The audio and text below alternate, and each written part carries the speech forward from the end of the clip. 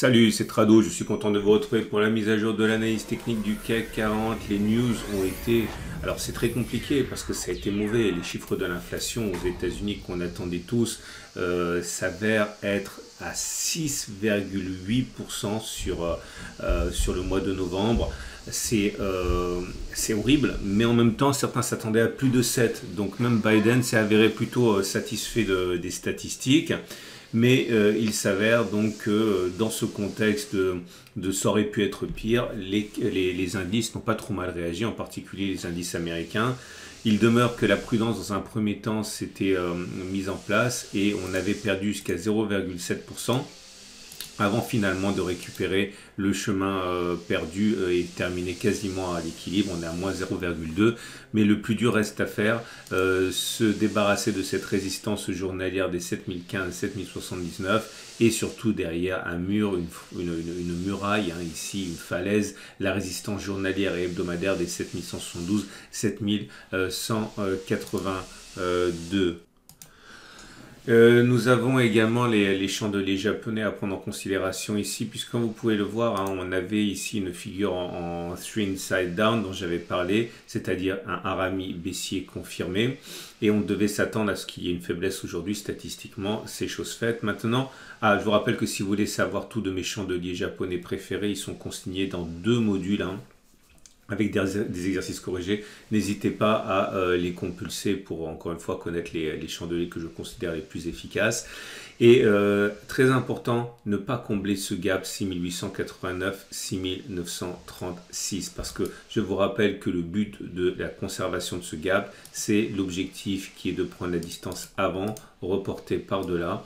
Et l'avantage également du fait qu'on s'en rapproche, ici on s'en est beaucoup rapproché sur la séance de vendredi, c'est qu'on a singulièrement amélioré le trade consistant à viser donc l'objectif que j'ai mentionné, hein, donc à peu près si on l'avait pris au plus haut en clôture de lundi, l'idée c'est de prendre un objectif à 2,4% avec un stop sous le gap ici, parce qu'il normalement il ne doit pas être comblé ce gap, hein, si c'est un gap de continuation, 1,6, vous avez un très bon ratio gain-risque. Hein, donc en fait c'est une opportunité dans les deux sens, parce qu'on verra qu'on peut également prendre des trades baissiers. Hein.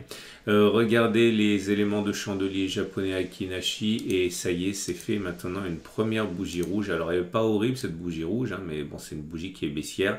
Elle n'est pas horrible parce qu'elle a une mèche haute et une mèche basse, et c'est pas une bougie telle qu'on a pu en voir précédemment, c'est-à-dire des grands corps sans mèche haute, ça c'est vraiment baissier. Mais là, encore une fois, ça reste simplement une bougie, on va dire, à connotation plutôt baissière, sans que ce soit trop grave. Pas de nouveau bloc au niveau du tree line break. Les éléments techniques, eh bien, la moyenne mobile à cette période, on le sait maintenant, elle est ascendante et les cours sont au-dessus, donc la tendance immédiate, elle est haussière. La moyenne mobile à 20 périodes est descendante, mais on est au-dessus, donc la tendance générale est neutre. La tendance de fond donnée par la moyenne mobile à 50 jours est maintenant ascendante. La tendance donnée par la M200 est haussière, donc la tendance de long terme est haussière. Attention, les PRT bands ne donnent toujours pas de feu vert, hein, la tendance est baissière au niveau des PRT bands.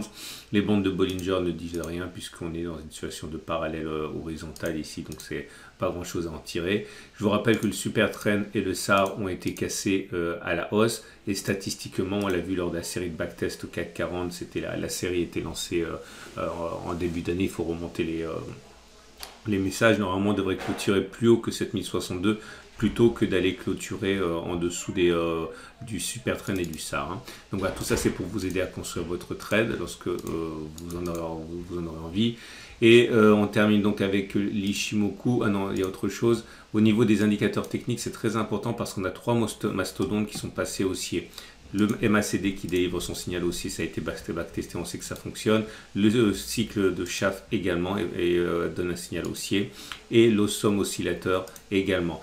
On regardera la faiblesse des volumes sur la séance de vendredi, ce qui est bien parce que c'est une séance de baisse, et quand ça baisse sans volume, c'est que finalement la conviction baissière n'y est pas. Mais attention, on a backtesté tout ça, ce sont des signaux qui sont haussiers, il faut absolument en tenir compte dans votre stratégie.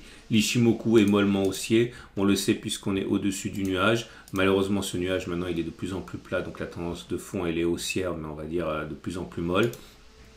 La tendance donnée par la Kijun et la Tenkan sont beaucoup plus neutres, hein, puisque vous avez d'une part la Tenkan qui est à plat comme ça, et la Kijun également, donc la tendance immédiate et la tendance générale sont plutôt neutres. Voilà.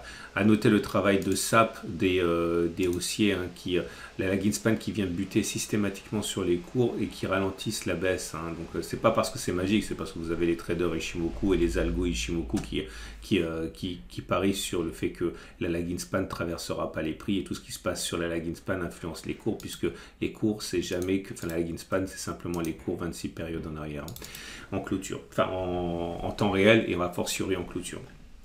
Alors, on va donc passer au trade du jour. Alors, c'est toujours la même chose, j'ai envie de dire, mais les opportunités se précisent. Hein. Si vous êtes haussier, vous pouvez tout à fait mettre acheter donc maintenant, ou encore mieux si on se rapproche du gap, je l'ai expliqué. Le stop loss, par exemple, si on achète à 6944, stop loss à 1,2%, objectif, aller chercher l'objectif du gap, ça voudrait dire aller chercher 2,8, excellent ratio gain-risque. Si vous voulez spéculer à la baisse, vous avez la possibilité de spéculer sur le fait que la résistance journalière tiendra. Donc si vous visez un retour sur la résistance journalière qui correspondrait, j'abandonne pas hein, l'espoir d'avoir un contact avec le bas du canal moi. Hein. Donc imaginons qu'on aille chercher le support journalier à 4,2 avec un stop loss ici à 3,9, vous avez un ratio à peu près égal à 1, mais si vous considérez de rentrer que un peu maintenant et plus tard au cas où on remonterait, vous pouvez prendre votre deuxième position avec un bien meilleur ratio gain-risque et avoir vraiment un point d'entrée intéressant. Et parce que j'ai eu pas mal de messages me signifiant que l'idée était très très bonne, un petit détour du côté des matrices intraday pour les traders compulsifs de très court terme. Voilà, nous en sommes. Si vous voulez trader en intraday, je vous rappelle que toutes ces matrices de trading, je vous les donne tous les jours. Elles sont actualisées sur mon site, hein, si vous voulez en savoir plus sur les prochaines zones, etc. Mais si on se concentre sur les zones les plus proches, on peut envisager d'acheter ici. Ok, vous pouvez mettre un stop loss à 1 ou 2 ATR en dessous. Je ne vais pas revenir dessus. Je reviendrai régulièrement sur la stratégie des stop loss avec les ATR, mais pas tout le temps parce que c'est toujours pareil. Donc 1 ou 2 ATR si on achète dans la zone de support. Après, vous pourrez entrer sur un signal technique, un signal de chandelier japonais ou pas de signal du tout, simplement au pif dans la zone quand même. Trade baissier, ben regardez, hein, si on monte par exemple là et que vous le sentez, vous pouvez spéculer à la baisse, un stop loss à terre au-dessus de la zone de résistance, un objectif qui en valent la peine. Voilà, c'est notre solution. Voilà, merci beaucoup d'avoir liké autant mes récentes vidéos, ça fait vraiment très plaisir. Merci également d'être de plus en plus nombreux à être abonnés à ma chaîne. Merci également de prendre en considération de visionner des autres vidéos, là notamment l'or. Vous imaginez avec l'inflation à 6,8%, à un moment il faut se demander si on peut protéger son patrimoine de l'inflation. Et encore une fois, si vous pensez que c'est une bonne idée, l'or et l'argent, j'ai une vidéo là-dessus, c'est 2 fois par semaine. Vous avez également, j'en parlais tout à l'heure, la possibilité de compulser ou de vous procurer les 2 modules sur les chandeliers japonais qui pourront vous aider à trader, notamment sur les zones intraday, hein, c'est très efficace. Je vous souhaite une excellente journée et n'oubliez pas les autres formats, investir à long terme sur les trackers, etc. Bref, vous allez avoir beaucoup de travail. À demain pour la mise à jour.